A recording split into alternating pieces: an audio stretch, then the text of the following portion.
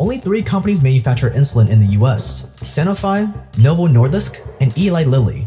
You would imagine that with 3 different manufacturers, competition would push the price of insulin down.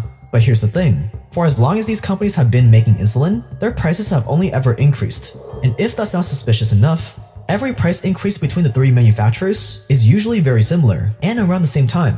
Every time Eli Lilly raises its prices, Sanofi and Novo Nordisk follow suit. And if this is starting to sound a little bit like a cartel to you, where companies band together to control prices and prevent newcomers from coming in, it's because it probably is.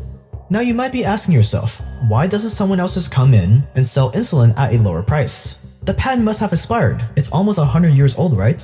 Well, that's where you're wrong again.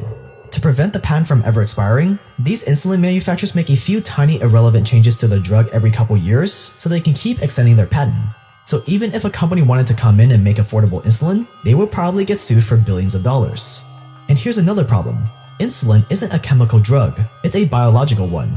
So unlike chemical medications that have a brand and generic version, there is no generic version of insulin. Because it's not the ingredients or recipe being patented, it's the actual insulin itself that is under patent.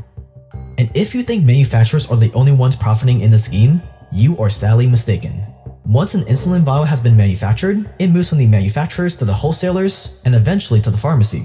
At each of these steps, a markup is added to make everyone in the chain money.